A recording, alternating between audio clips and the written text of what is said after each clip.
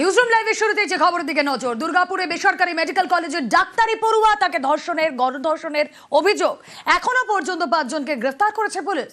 গণধর্ষণের অভিযোগ ঘিরে গরম বাংলার রাজনীতি।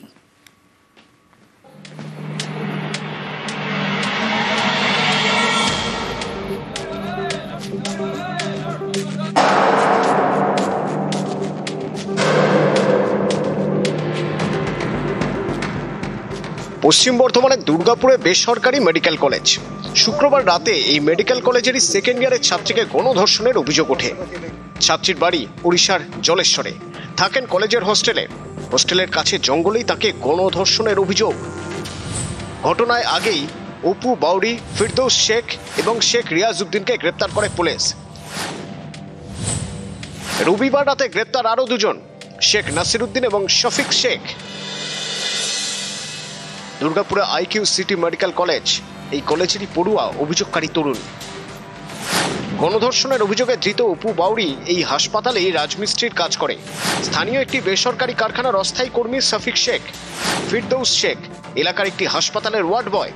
নাসিরউদ্দিন শেখ দুর্গাপুর পুরসভার অস্থায়ী কর্মী। আমার ছেলে কিছু জানে না, আমার ছেলেকে শুধু পুরো গোটা গ্রামটা লোক না যে ওই ছেলেটা খুব ভালো ছেলে, আমার ছেলে শুধু কি হলো। দুর্গাপুরে ডাক্তারি পড়ুয়াকে গণধর্ষণের অভিযোগ, এ নিয়ে বাংলার রাজনীতির হাওয়া গরম। বিরোধী দলনেতা হিসেবে আমি আজকে সকালে এসেই প্রথম পরিবারের সঙ্গে মিলিত হয়েছি। ওনার পিতৃদেব কান্নায় ভেঙে পড়েছেন আমার কাছে, আমাদেরও কান্না আসছে যে বাংলা অতিথি দেব ভব, আমরা উড়িষ্যার একজন মেয়েকে এখানে সুরক্ষিত রাখতে পারলাম না। এটা বাঙালি হিসেবে আমিও ব্যক্তিগতভাবে আমরা লজ্জিত, আমরা ক্ষমা প্রার্থী যে তার কন্যাকে সুরক্ষা দিতে পারলো না পশ্চিমবঙ্গ। এর থেকে লজ্জার আর কিছু হতে পারে না।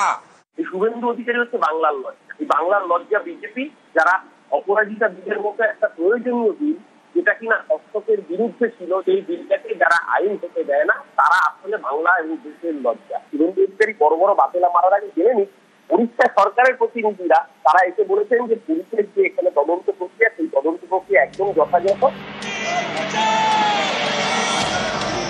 দুর্গাপুরের সিটি সেন্টার, এখানে ধর্ণা মঞ্চ তৈরি করে বিজেপি, সেখানে উত্তেজনা, বিজেপি পুলিশ ধস্তাধস্তি। দুর্গাপুরে বেসরকারি মেডিকেল কলেজের সামনে উত্তেজনা ছড়ায়, বিক্ষোভ দেখায় এসইউসিআই। এদিনই দুর্গাপুর আদালতে বিক্ষোভ দেখান মহিলা আইনজীবীরা। নিউজ 18 বাংলা। দুর্গাপুরের ডাক্তারি পড়ুয়াকে গণধর্ষণের অভিযোগ তুফানগঞ্জে তুলকালা। বিজেপির থানা ঘেরাও কর্মসূচি, বিজেপির বিধায়ক মালতী রাভার নেতৃত্বে মিছিল, ডেপুটেশন দিতে যাওয়ার পথে হামলার অভিযোগ, রাস্তায় শুয়ে বিক্ষোভ বিজেপি কর্মী সমর্থকদের।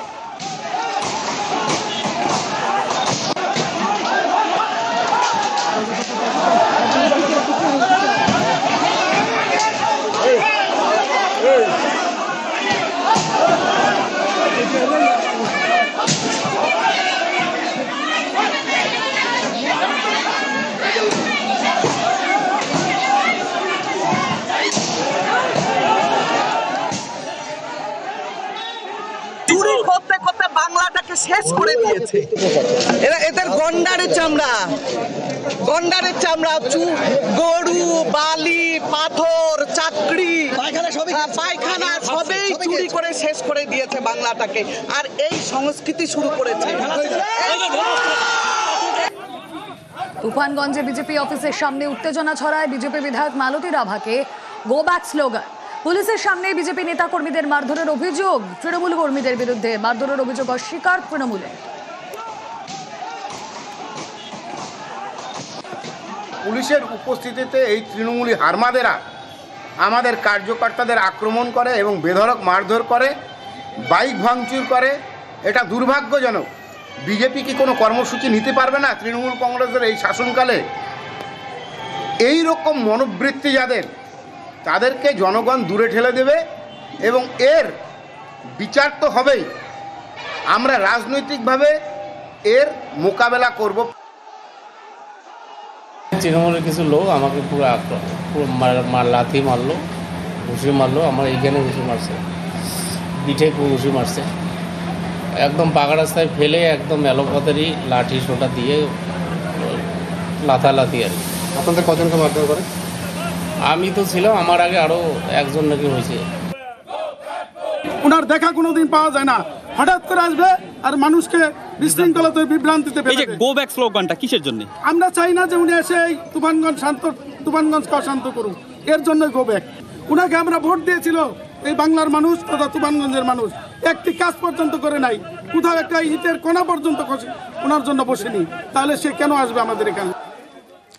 দুর্গাপুর ইস্যুতে সমালোচনা রাজ্যপালের। ভিন রাজ্যের ডাক্তারি পড়ুয়াকে গণধর্ষণের অভিযোগ, কড়া নিন্দার পর দুর্গাপুরের রাজ্যপাল হাসপাতালে গিয়ে নির্যাতিতার সঙ্গে সাক্ষাৎ।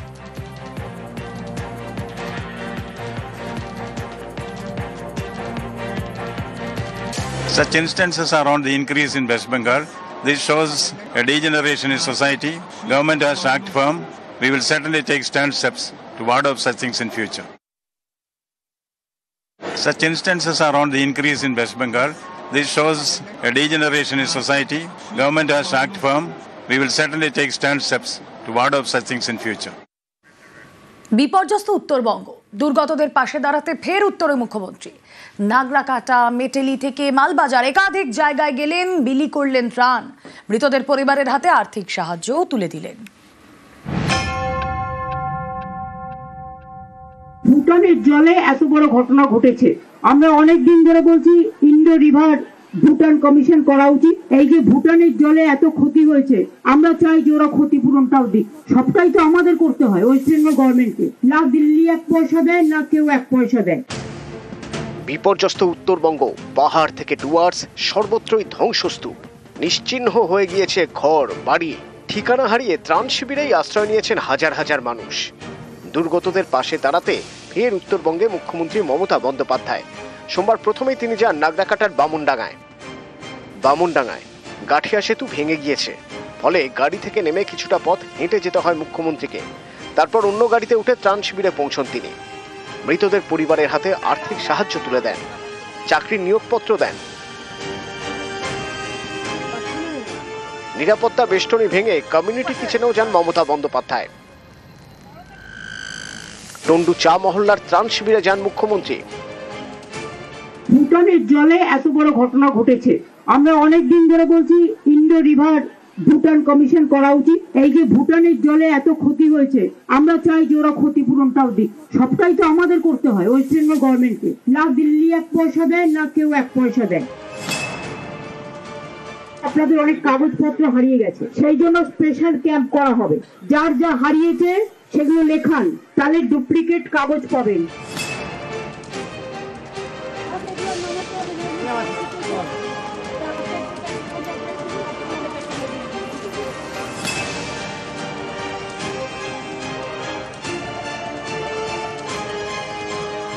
উদলাবাড়ি গজলডোবা হয়ে কার্শিয়াং পৌঁছন মুখ্যমন্ত্রী।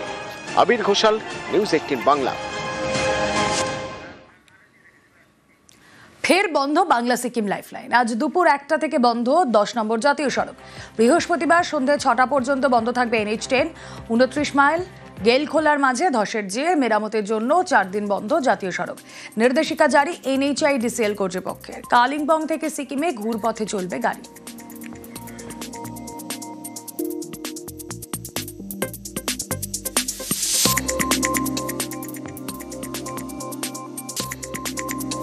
अभी तो बोला 16 तारीख तक सुनने में आया हम लोग को। असुविधा बहुत असुविधा है, अभी दूर चलना है, एक दिन आना है एक दिन जाना है, नहीं तो दिक्कत हो जाएगा। एक दिन में तो आना जाना नहीं सकेगा, एक दिन में जाना आने में नहीं। উত্তরের দুর্যোগকে জাতীয় বিপর্যয় ঘোষণার দাবি। জিটিএ জরুরি বৈঠকে জোরালো দাবি। রাজ্য স্তরেও বিপর্যয় ঘোষণার দাবি জিটিএর। 11 সদস্যের বিপর্যয় মোকাবিলা কমিটি গঠন। দার্জিলিংয়ে 950 কোটি টাকার ক্ষতি বলে দাবি। রাজ্য ও কেন্দ্রের থেকে আর্থিক সাহায্যের দাবি। डिजास्टर के बाद एक कमिटी प्रस्ताव हो गया और उसको पारित भी हो। বাইরে 2 দিন আগে একটা ঘর্ষণের ঘটনা হয়েছে। ঘটনার খবর পাওয়ার সঙ্গে সঙ্গে আমরা এফআইআরটা রেজিস্টার করি, ইনভেস্টিগেশন স্টার্ট করি। প্রথম দিনেই আমরা 3 জন আসামিকে অ্যারেস্ট করি। এখন অবধি আমরা 5 জন যারা ছিল অ্যাকিউজড পারসন, যারা প্লেস অফ অ্যাকুরেন্সে যাদের প্রেজেন্স পাওয়া গেছে আমরা অ্যারেস্ট করে নিয়েছি এবং ইনভেস্টিগেশন রাইট আর্নেস্টে চলছে, সঠিকভাবে আমাদের তদন্ত চলছে। আমরা এই ঘটনায় খুবই মর্মাহত, দুঃখিত এবং যে নির্যাতিতার পরিবার আছে তাদের পাশে আমরা সবসময় আছি, আমরা ছিলাম এবং থাকবো। তারা হয়তো শোকের মধ্যে আছে, আমরা ওদের মানসিক অবস্থা বুঝি, কিন্তু আমি নিজে প্রথম দিনে যখনই ওনার ফ্যামিলি আসে আমি ওনার বাবার সঙ্গে দেখা করি, আমি নিজে পার্সোনালি ওনার সঙ্গে কথা বলি। তারপরে আমার সব সিনিয়র অফিসার, আমার ডিসিপি, এসিপি এবং যে লোকাল থানার ওসি আছেন সবার নম্বর ওনাকে দেওয়া হয়েছে। কালকে ডিসিপি আমার নিজে ওনার সঙ্গে কথা বললেন, ওনার বাবার সঙ্গে, এবং ওদেরকে সব ধরনের প্রতিশ্রুতি আমরা দিয়েছি। যতগুলো আসামি আছে আমরা কঠোরতম শাস্তি এনশোর করব, ওদেরকে আমরা বলেছি, ওদেরকে জানিয়েছি। ওদের পার্সোনাল সেফটি অ্যান্ড সিকিউরিটির ব্যাপারে আমি নিজে ওনাকে বলেছি কি কোনো পার্সোনাল গার্ড ওনাকে লাগবে, উনি হয়তো কোনো কারণে নেননি। তারপরে ভিকটিম গার্লের সব সময় আমরা একটা লেডি অফিসার এবং গার্ড, পার্সোনাল গার্ড ওখানে হসপিটালে দিয়ে রেখেছি এবং আমরা আবার আপনাদের মাধ্যমে এটা ওদেরকে জানাতে চাই, আমরা সবসময় ওদের পাশে আছি। ওদের যা যা যা চাইবে, উনি যে চাইবেন ওনারা চাইবেন সেটা আমরা করব এবং আমরা ওদের পাশে ছিলাম, আছি এবং থাকবো। স্যার, সেকেন্ড ইয়ারের স্টুডেন্ট যাকে প্রথম দিন থেকে আমি একটা জিনিস বলি আপনাকে, ইনভেস্টিগেশনের ব্যাপারে আমরা কালকে ডিটেল ব্রিফিং করব। একটা বিষয় যেটি হচ্ছে ঘটনাটি ঠিক কখন ঘটেছিল আমি যেটা বললাম, ইনভেস্টিগেশন ব্যাপারে আমরা কালকে ডিটেল ব্রিফিং করব। এখনো তদন্তের স্বার্থে আমরা আর কিছু বলবো না, ইনভেস্টিগেশন নিয়ে আমরা কালকে ব্রিফিং করব। ইনভেস্টিগেশন ছাড়া একটা বিষয়, সেটা হচ্ছে নিরাপত্তা নিয়ে একটা প্রশ্ন উঠছে। আপনারা কি মনে করেন কোন জায়গায় কোনো গাফিলতি ছিল? কারণ এই যে জায়গা মোহনবাগান অ্যাভিনিউ প্রায় 4-5 কিলোমিটার রাস্তা, সেই জায়গায় অনেক জায়গায় আলো থাকে না, সেই জায়গায় হচ্ছে সিসি ক্যামেরা ওই রাস্তাটায় নেই এবং এইখানে কি পুলিশের টহলও থাকে না বলে অনেকে অভিযোগ করছেন। পুলিশ টহল থাকে, পুলিশের যে মোবাইল গাড়ি থাকে সেটা ডেফিনেটলি হয়তো সবসময় একটা জায়গাতে থাকতে পারে না মোবাইল গাড়ি, কিন্তু বিভিন্ন এরিয়াতে যে মোবাইল গাড়ি থাকে সেটা রাউন্ড দেয় এবং হসপিটাল এরিয়াতেও থাকে। প্রাইভেট যেহেতু মেডিকেল কলেজ আছে ওদের নিজের পার্সোনাল সিকিউরিটি আছে, প্রাইভেট সিকিউরিটি আছে। রাস্তাটা তো স্যার স্টেটের, রাস্তায় মানে ওই জায়গায় কি কোনো গাফিলতি বলে মনে করেন? কোনো সিকিউরিটি ল্যাপস আছে আপনারা? পুলিশের মোবাইল, আমি যেটা বললাম, মোবাইলের আমাদের কাজই এটা আছে কি বিভিন্ন যে রাস্তা আছে ওখানে টহল দেওয়া, এই মোবাইল গাড়ি টহল দেয়। পরিবার বলছেন, আপনি যেটা দাবি করলেন যে আপনারা সমস্ত কিছু ওনাদেরকে শেয়ার করেছেন, নাম্বার বা ওনাদের সাপোর্ট দেন। ওনার পরিবার মানে গতকাল পর্যন্ত, ওনার রাত্রিবেলা পর্যন্ত ওনার বাবা বলেছে, আজকে সকালবেলাও বলেছে যে পুলিশের পক্ষ থেকে কোনো রকম আমাদের কোনো ইনভেস্টিগেশন অভিযোগ জানাতে গিয়ে হেনস্থার শিকার হতে হয়েছে। দেখুন, আপনারাও পরশু দিন যখন প্রথম আমি আসলাম দুর্গাপুরে, আপনার মিডিয়ারা বন্ধুরাও ছিলেন, তখন আমার সঙ্গে ওনার বাবা দেখা করে বেরিয়েছিলেন, 1 ঘন্টা আমার সঙ্গে ছিলেন, আপনারাও তখন ছিলেন।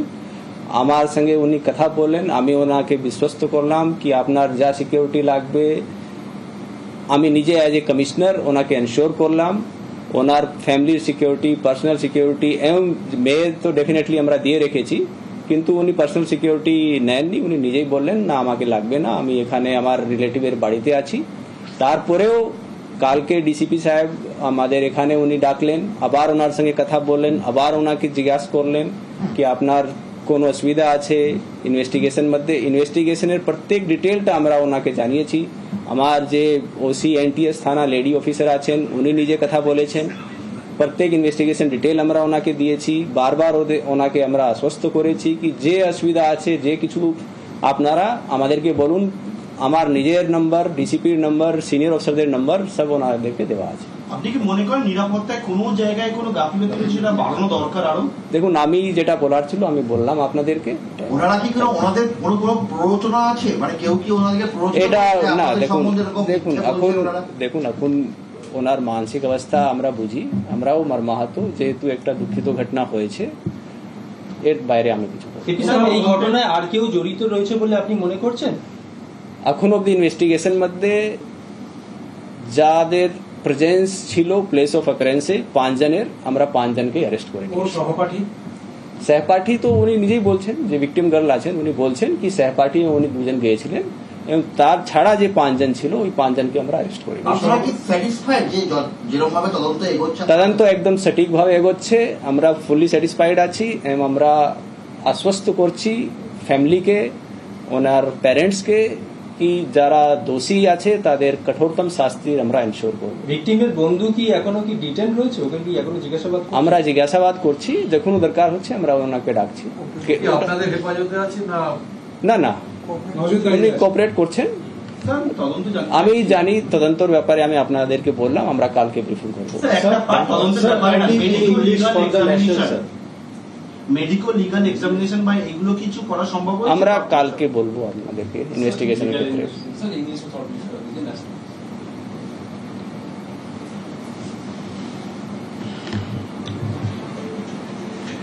ফোন প্লিজ আপনারা সাইলেন্ট করে দিন।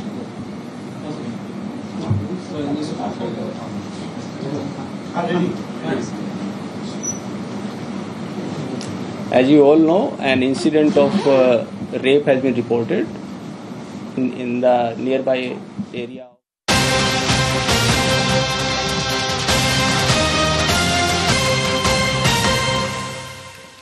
দুর্যোগ বিধ্বস্ত গ্রামে বিডিওর পাঠশালা। জলপাইগুড়িতে বিপর্যস্ত তিস্তা পাড়ের বাসিন্দারা। জলের তোড়ে ভেসে গিয়েছে বই, খাতা, ব্যাগ। বই না থাকায় পড়াশোনা লাটে ওঠার জোগাড়। পাশে দাঁড়ালেন বিডিও মিহির কর্মকার। আইসিডিএস সেন্টারে পড়ুয়াদের ডেকে নিলেন ক্লাস। ছাত্রছাত্রীদের বই, খাতা, পেন দিলেন বিডিও।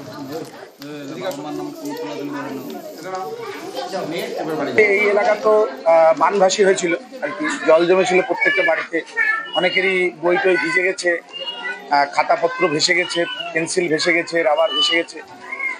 সেগুলো দেখে এদের একটা পড়াশোনা বিমুখতা, আর হচ্ছে এই বন্যা হওয়ার পরে এদের ছন্দে ফেরানোর দরকার। আর এরকম আমাদের কাছে নানা রকমের দুর্যোগের ছায়া আমাদের সবসময় আমাদের সামনে তুলে ধরেছে, কিন্তু আমরা সবসময় লড়াই করে সামনে এগিয়ে গেছি। এই বাচ্চাদেরকেও সেই বার্তা আমরা দিতে চাই। এখানে বাচ্চাদের সঙ্গে বসেছি, অঙ্গনওয়াড়ি সেন্টারে এসেছিলাম ভিজিট করতে, সেখানে বাচ্চাদের সঙ্গে কথা বলছি। বেশ আনন্দিত দেখে আমার নিজের খুব ভালো লাগছে। দেখলেন তো কয়েকদিন আগে বন্যা হয়েছিল, সব বইপত্র একদম শেষ, দেখলেন চারপাশে। এখন ভিডিও সাহেব আসছে, 2 ঘন্টা থেকে পড়াচ্ছে। অবশ্য আজকে অনেক ভিড় আছে, ভালো লাগলো আজকে দেখে। ছেলেমেয়েরা কি হচ্ছে? সবাই ভালোই বলতেছে, স্যার আসলেন পড়াচ্ছেন, 2 ঘন্টা থেকে ইয়ে করতেছে, পড়াচ্ছে। আমাদের বাড়িঘর ভেসে গেছে, ভেসে গেছে, আর বই খাতা ভেসে গেছে। নিজে পড়ালেন? হ্যাঁ, ভালো লাগছে। বইপত্র তো দেবে বললো। হ্যাঁ, দিলে একটু ভালো হয়। বাচ্চাগুলো বই খাতা হারিয়ে গেছে। আমার বই খাতা হারিয়ে গেছে। আজকে তো মাস্টারমশাই হিসাবে ভিডিও সাহেব পড়ালো, কেমন লাগলো? এখন কি মনে হচ্ছে, এখন থেকে পড়াশোনা? এখন থেকে পড়াশোনা রোজ করবে। বইপত্র হারিয়ে গেছে, সেগুলো দিয়ে দিবে বললো ভিডিও সাহেব। তাতে কি কিরকম আনন্দ হচ্ছে? পড়তে ফিরবে আবার, সেটা ভালো লাগছে। আমি আইতে পাচ্ছি, নেট তোলা কখনকে নিয়ে বড় তেলা খাই যায়, গান তারাই টাইম নেই। ভালো করছো? সবাই ভালো বলছে? হ্যাঁ, হাততালি দিচ্ছে। ঠিক আছে। খগেন মুর্মুদের উপর হামলার খুনের চেষ্টার মামলা। ধৃত 5 জনের বিরুদ্ধে খুনের চেষ্টার মামলাও যুক্ত। নাগরাকাটায় ত্রাণ দিতে গিয়ে আক্রান্ত বিজেপি নেতারা।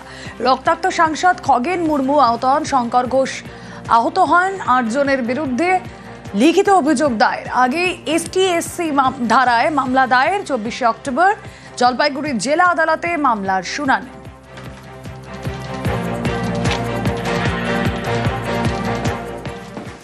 মালদায় বিজেপির বিক্ষোভে তুলকালাম। খগেন শঙ্করের ওপর হামলার প্রতিবাদ, সুকান্ত নেতৃত্বে বিক্ষোভ ধুমধুমা। পুলিশের ব্যারিকেড ভেঙে মিছিল বিজেপি। জেলা শাসকের দপ্তরের মুখে ফের ব্যারিকেড। বিজেপির কর্মসূচি ঘিরে তুমুল উত্তেজনা।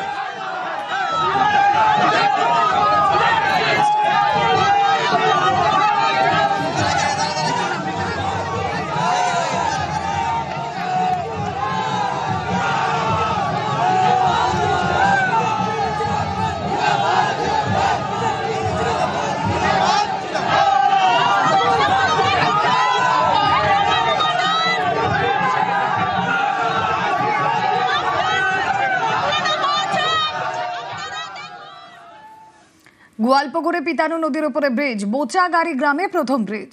উত্তরবঙ্গ উন্নয়ন দপ্তরের তৈরি ব্রিজ উদ্বোধন হবে কালীপুজোর পর। সবংয়ে আবার যাত্রীদের জন্য এসি ওয়েটিং রুম চালু।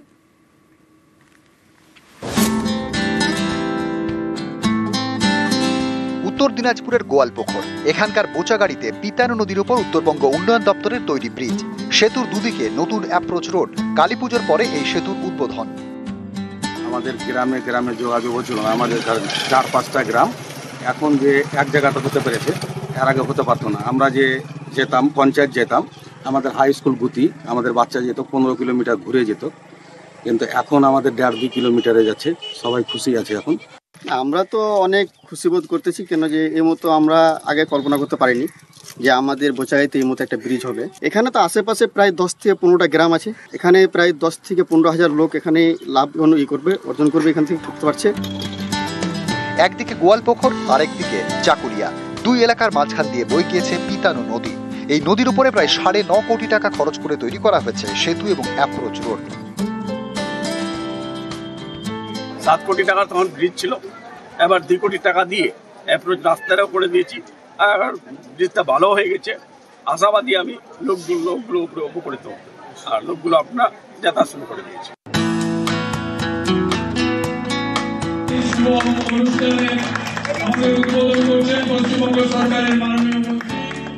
পশ্চিম মেদিনীপুরের সবং, এখানকার তেমাথানিতে যাত্রীদের জন্য এসি ওয়েটিং রুম। সবং থেকে মেদিনীপুর, ডেবরা, পটাশপুর, কলকাতা যাওয়ার বাস চলে। এই তেমাথানি বাস স্ট্যান্ডে প্রতিদিন অপেক্ষা করেন কয়েকশো যাত্রী। সেখানে যাত্রীদের সুবিধার জন্য এসি ওয়েটিং রুম, ভেতরে 30 জনের বসার জায়গা। খুব সুন্দর বাস স্ট্যান্ড, এটা দরকার ছিল এখানে তেমাথানিতে। তা আমাদের জন্য, আমরা যখন দুপুরবেলা আসি খুব কষ্ট হতো, এসি টেসি লাগিয়েছে, ভালো, একদম ভালো, খুবই ভালো, মানে আমাদের খুবই ভালো লাগছে। এটা পিডব্লিউডি করে দিয়েছে এবং ওই প্রতীক্ষালয় এবং তার সঙ্গে থাকবে ল্যাট্রিন, স্নান করার জায়গা, ছেলে মেয়ে আলাদা, এবং এটা মানুষের কল্যাণে কাজে লাগবে। মানুষ উপকার পেলে আমাদের আনন্দ। উত্তর দিনাজপুর থেকে চঞ্চল মোদক এবং পশ্চিম মেদিনীপুর থেকে দিগ্বিজয় মাহালি, নিউজ 18 বাংলা।